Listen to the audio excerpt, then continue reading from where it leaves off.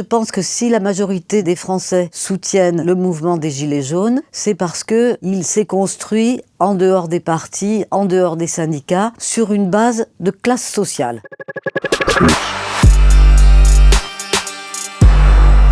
Je suis Monique Pinson-Charlot, je suis sociologue et je travaille depuis 1986 avec mon cher mari Michel Pinson. Alors les Gilets jaunes, c'est massivement la classe populaire. Ce sont des gens qui manifestent avec ce gilet jaune le fait qu'ils sont des travailleurs, des gagne-petits et qu'on les a laissés au bord de la route. On peut parler d'une lutte des classes, mais nous, avec mon mari, nous parlons depuis 2005 d'une guerre de classe que mènent les plus riches contre les peuples. Il s'est créé une solidarité dont le dénominateur commun me paraît être la personne du président de la République, Emmanuel Macron, qui revendique depuis son élection qu'il a été élu démocratiquement.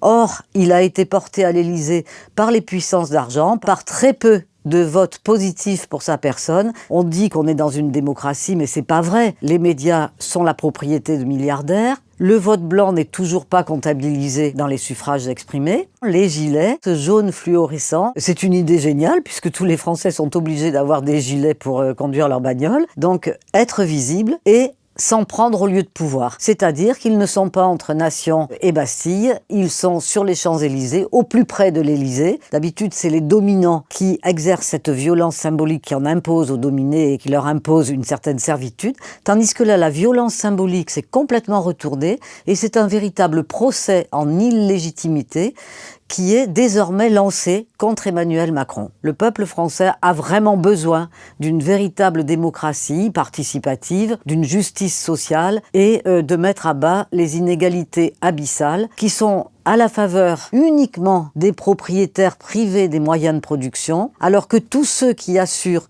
le fonctionnement de l'économie réelle, que ce soit les travailleurs manuels ou les travailleurs intellectuels, tout cela doivent se contenter de petites miettes.